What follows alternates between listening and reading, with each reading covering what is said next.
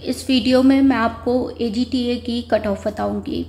मैंने खुद पेपर दिया है और मैं 2 साल से यूपी ट्रिपल एससी की कट ऑफ भी देख रही हूँ और यूपी ट्रिपल एससी के एग्ज़ाम भी दे रही हूँ, तो इस वजह से मुझे थोड़ा सा आइडिया हो गया है कि कितनी कट ऑफ जाती है और कितनी जा सकती है। तो इस वजह से मैं अपने एक्सपीरियंस से आपको कट ऑफ बताऊँगी।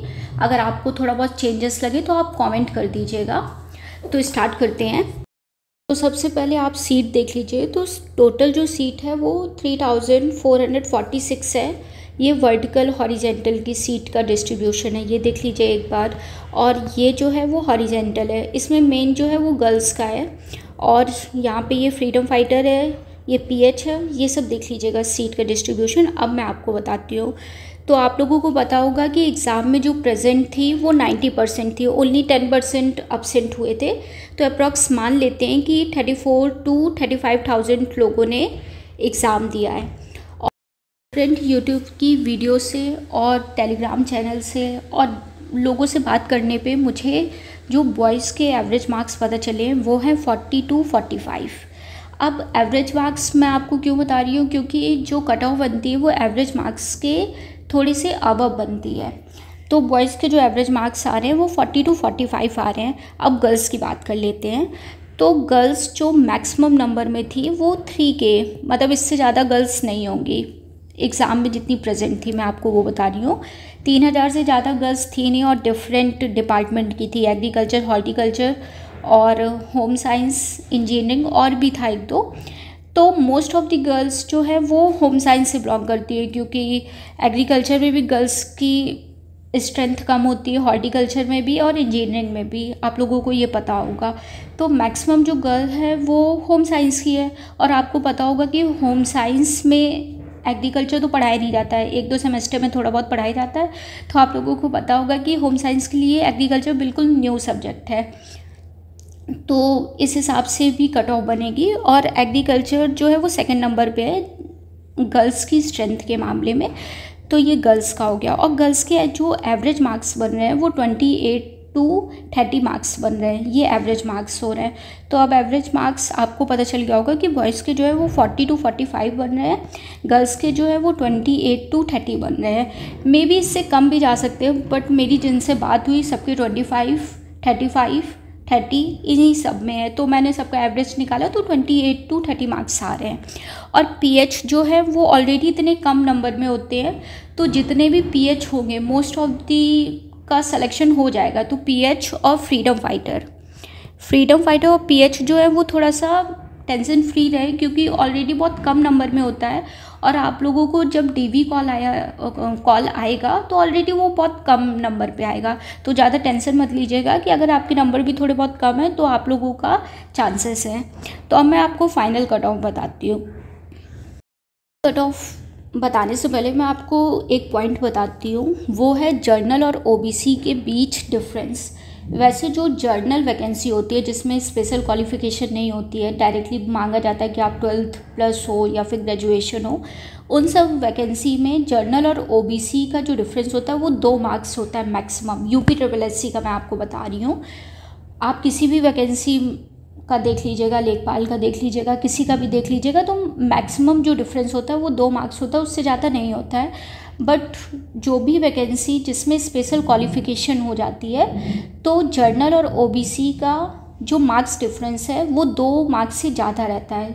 इस पॉइंट को आप लोग हमेशा याद करिएगा। मतलब मैं आपको बता दे रही हूँ कि थोड़ा सा टेंशन फ्री रहिएगा OBC, क्योंकि OBC का सबसे बड़ा कंसर्न यही रहता है कि जर्नल से कितने मार्क्स कम रहेगी कट ऑफ।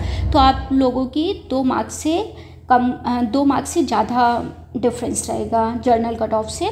और मैं मिनिमम आपको बता रही हूँ कि 4 से लेकर 5 मार्क्स का डिफरेंस लेके आराम से चलिएगा कि इतना डिफरेंस होगा। और इसका जो सेकंड रीज़न ये भी है कि आप अगर अनरिजर्व्ड सीट देखेंगे तो वो 1800 है, और आप अगर OBC की सीट देखेंगे तो वो 629 है, जो कि बहुत ज़्यादा, अगर देखा जाए बहुत ज़्यादा डिफरेंस है। जर्नल और OBC की सीट में मैंने आज तक किसी भी वैकेंसी में इतना डिफरेंस नहीं देखा। तो इसमें बहुत ज़्यादा डिफरेंस है, तो कट ऑफ में भी बहुत ज़्यादा डिफरेंस आएगा जर्नल और OBC के में। ठीक है, सबसे पहले जर्नल की बात करते हैं। मैंने EWS का पहले इसलिए लिख दिया क्योंकि मैं भूल गई थी लिखना। चलो जर्नल की आप स्टार्ट करते हैं। तो जर्नल की 1800 सीट है और एवरेज मार्क्स आपको मैंने बताया कि 40 to 45 आ रहा है एवरेज मार्क्स। तो जर्नल का जो फाइनल सिलेक्शन होगा वो 48 to 50 आएगा। और मैं इसलिए आपको इतना ज़्यादा बता रही हूँ क्योंकि आजकल जिस हिसाब से कट ऑफ जा रही है, बहुत ज़्यादा पॉसिबिलिटी है कि 48 तक कट ऑफ जाए जर्नल की। इतना अगर आपके मार्क्स इतने आ रहे हैं, अगर आपके -2 भी आ रहे हैं, मतलब 46 और 48 आ रहे हैं तो भी सेफ समझिएगा। बट जर्नल की इससे कम कट ऑफ नहीं जाएगी। उसका रीज़न सिंपल सा है क्योंकि कट ऑफ बहुत ज़्यादा हाई जा रही है और बच्चे भी स्कोर सही कर रहे हैं। और एवरेज मार्क्स मैंने आपको बताया कि 40 to 45 है, तो एवरेज मार्क्स से हमेशा ज़्यादा कट ऑफ जाती है। तो जर्नल की कट ऑफ मेरे हिसाब से 48 to 50 जाएगी। उसके बाद है ओबीसी की सीट है 629, तो ओबीसी की जो 43 to 45 जाएगी। डिफरेंस आप लोग देख लीजिएगा कि 5 नंबर का आ रहा है, इसीलिए आ रहा है क्योंकि सीट डिफरेंस बहुत ज़्यादा है। और अब बात करते हैं EWS की।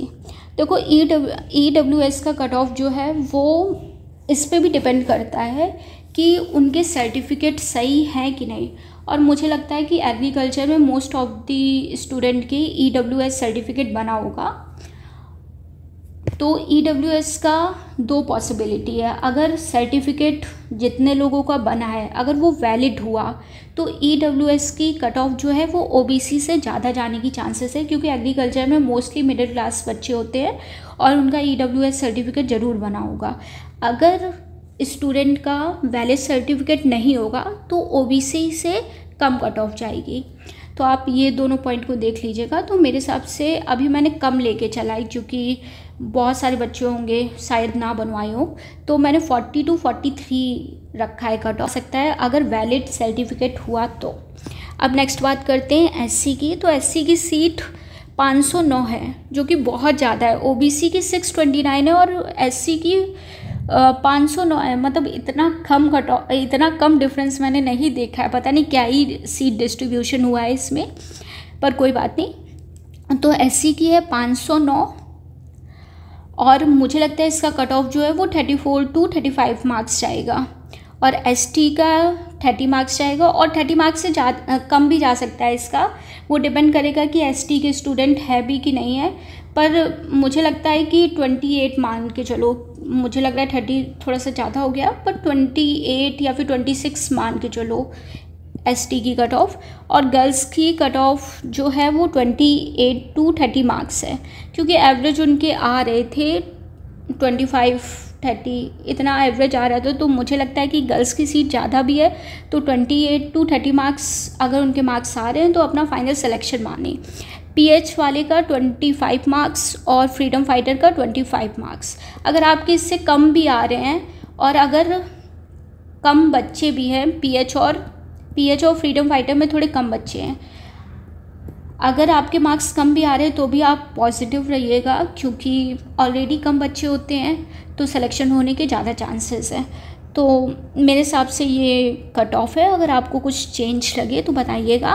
बट अगर आप जर्नल का ये सोच रहे हैं कि 45 तक जाए या फिर उससे कम जाए तो मुझे कम पॉसिबिलिटी लग रही है, क्योंकि बच्चों के हैं स्कोर जिन्होंने मतलब बहुत ज़्यादा अटेम्प्ट किए तो भी कट पीट के उनके 30-35 नंबर बन रहे हैं, तो फिर वो एवरेज मार्क्स में आ जाएगा। तो इस वजह से ना थोड़ा सा जर्नल का कट ऑफ हाई रहेगा, बट इतना भी हाई नहीं रहेगा। तो 48 to 50 वाले सेफ समझे अपने आप को। तो ये मेरे हिसाब से कट ऑफ है। अगर आपको कुछ भी चेंज लगे कि मैंने कुछ गलत बताया या फिर आपको थोड़ा सा कट ऑफ में डाउट है तो आप लोग कमेंट्स कर लीजिएगा, मोस्ट वेलकम है। मुझे फ़र्क नहीं पड़ता है क्योंकि मैं खुद भी स्टूडेंट हूँ, मैं अपने एक्सपीरियंस से बस आपको बता रही हूँ। तो थैंक यू।